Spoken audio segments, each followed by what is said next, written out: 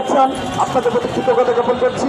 প্রিয় উপস্থিতি, বিগত 7 মাসে আইন শৃঙ্খলা পরিস্থিতি অবনীত হচ্ছে এবং তারই ধারাবাহিকতায় সারা দেশে নারীদের প্রতি নিপীড়ন, নির্যাতন, ধর্ষণ সহ সহিংসতার যে নিউজগুলো আমরা প্রতিনিয়ত পেয়ে যাচ্ছি, তারপরে ছাত্রদল মর্মাহত, ব্যথিত, আমরা ক্ষুব্ধ হয়েছি। আমরা বিগত সময়ের শুরুতে এই অন্তর্বর্তী সরকারের নির্দলীয় সরকারের শুরুতেই আমরা তাদেরকে সমর্থন জানিয়েছি বারবার, এবং তাদের সকল কর্মকাণ্ডে আমরা নিঃশর্ত সমর্থন জানিয়েছি। কিন্তু দেখা যাচ্ছে যত দিন যাচ্ছে তত বেশি নারীদের প্রতি অত্যাচার, নির্যাতন, ধর্ষণ, নিপীড়নের যে সংবাদগুলো আমরা পাচ্ছি, তাতে ছাত্র সমাজ শঙ্কিত, সাধারণ জনগণ শঙ্কিত হয়েছে। আমরা এই ধরনের পরিস্থিতি চাইনি, এই পরিস্থিতি কোনোভাবে কাম্য নয়। বাংলাদেশের গণঅভ্যুত্থান সংগঠিত হয়েছে, সেই গণঅভ্যুত্থানের স্পিরিটকে ধারণ করে পুরো বাংলাদেশ এক এবং ঐক্যবদ্ধ রয়েছে, ছাত্র সমাজ এক এবং ঐক্যবদ্ধ রয়েছে।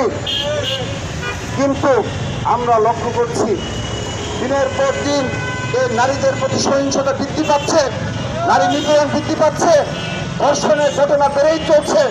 কিন্তু আমরা গণতান্ত্রিক ধারায় যে বক্তব্য, সেই বক্তব্যগুলো সরকারের নিকট থেকে শুনতে পাচ্ছি। আমরা স্পষ্টভাবে তাদের যে সদিচ্ছার অভাব, সেটি আমরা লক্ষ্য করছি। আমরা আবারও বিনীতভাবে অনুরোধ জানাচ্ছি, ইতিমধ্যে আপনারা লক্ষ্য করেছেন ঢাকা বিশ্ববিদ্যালয় সহ বাংলাদেশের সকল শিক্ষা প্রতিষ্ঠানের আমাদের বোনেরা, ভাইয়েরা রাজপথে নেমে এসেছে। তারা ক্লাস বর্জন করেছে। তারা আমার বোন আসিয়ার বিচার চায়। আমার বোন আসিয়ার যে ধর্ষণের শিকার হয়েছে, সেই ধর্ষণকারীদের অতি দ্রুত বিচার নিশ্চিত করার দাবি জানাচ্ছে। তারা বাংলাদেশ থেকে নারীদের প্রতি নিপীড়ন, সহিংসতার অবসান চাচ্ছে। আমরা বাংলাদেশ জাতীয় ছাত্রদল আমাদের এই ভাই বোনদের প্রতি সর্বাত্মকভাবে সমর্থন জানাচ্ছি। তাদের সকল কর্মসূচিতে ছাত্রদলের সকল পর্যায়ে নেতাকর্মীরা অংশগ্রহণ করছে। আমরা তাদের প্রতি সমর্থন জানাচ্ছি এবং আগামীতে আমাদের এই বোন আসিয়ার ধর্ষণকারীদের বিচার সুনিশ্চিত না হওয়া পর্যন্ত আমাদের বোনদের সাথে, ভাইদের সাথে আমরাও রাজপথে রয়েছি এবং ছাত্রদল এককভাবে, আলাদাভাবে রাজপথে সর্বাত্মকভাবে থাকবে।